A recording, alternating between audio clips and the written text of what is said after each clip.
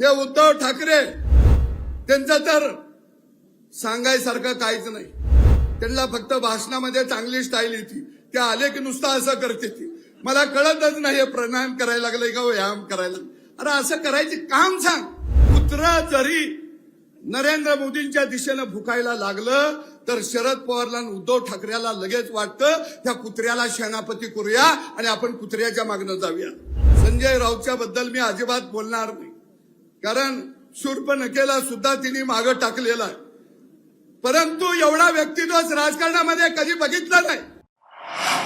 India आघाडी आणि महाराष्ट्रातली महाविकास आघाडी हे उद्धव ठाकरे त्यांचं तर सांगायसारखं काहीच नाही. त्यांना फक्त भाषणामध्ये चांगली स्टाईल येते. ते आले की नुसतं असं करते ती. मला कळतच नाही प्राणायाम करायला लागले का व्यायाम करायला. अरे असं करायचे काम सांग. पण साहेब आज महाराष्ट्रामध्ये काय झालं, कुत्रा जरी नरेंद्र मोदींच्या दिशेनं भुकायला लागलं तर शरद पवारला आणि उद्धव ठाकरेला लगेच वाटतं त्या कुत्र्याला सेनापती करूया आणि आपण कुत्र्याच्या मागणं जाऊया. कारण एवढा व्यक्तिद्वेष खऱ्या अर्थानं या महाराष्ट्रामध्ये या दोन नेत्याच्या मनामध्ये भरलेला आहे. संजय राऊतच्या बद्दल मी अजिबात बोलणार नाही, कारण शूर्पणखेला सुद्धा तिने मागं टाकलेला आहे. परंतु एवढा व्यक्तित्व राजकारणामध्ये कधी बघितलं नाही.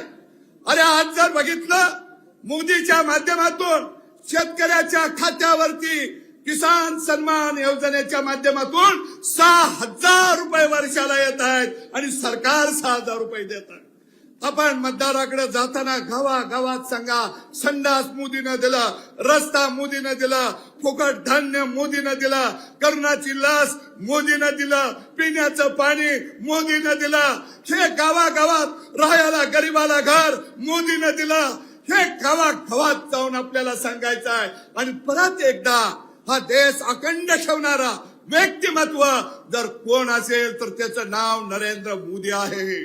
4 जूनला ज्यावेळी निकाल लागेल आणि ज्यावेळी नरेंद्र मोदी शपथ घ्यायला मोदी साहेब उभा राहतील आणि आपण टीव्हीच्या समोर बघत असाल, त्यावेळी आपल्या मनाला असं वाटलं पाहिजे, एक मत मी धैर्यशील दादाला दिलेलं होतं म्हणून आज मोदी साहेब तिथं शपथ घेत आहेत. हा माझ्या मताचा चमत्कार आहे.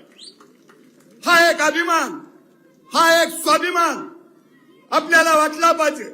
आणि म्हणून या तालुक्याचा नेता भाषण करताना म्हणलेले होते जयंतरावजी की विरोधक जर चहा प्यायला आला तर त्याला चहा देऊ नका, घरातनं पळून जावा. जयंत पाटलांना मी सांगतो, तुमच्या कारखान्यात तुमच्या नळीची साखर पडतीया ते माझा शेतकरी घाम गाळून ऊस पिकवतोय म्हणून पडतीया, हे ध्यानात ठेवा. अरे रावणाचं 14 चौघड्याचं राज्य धुळीला मिळालं आणि तुम्ही कुठं आला.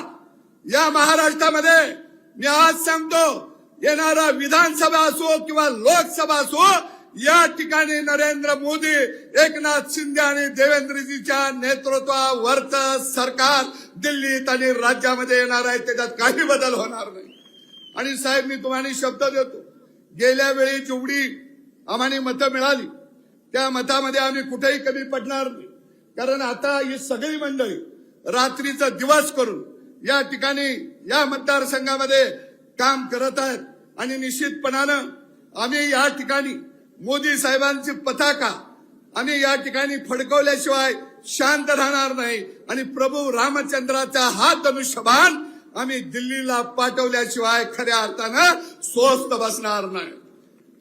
मी जाता जाता साहेबांना एवढंच सांगेन की साहेब, तुम्ही प्रत्येक वेळी शेतकऱ्याच्या बाजूने निर्णय घेतला. एफआरपी ऊसाची 300 रुपये आता वाढली, बिन आंदोलन करता वाढली.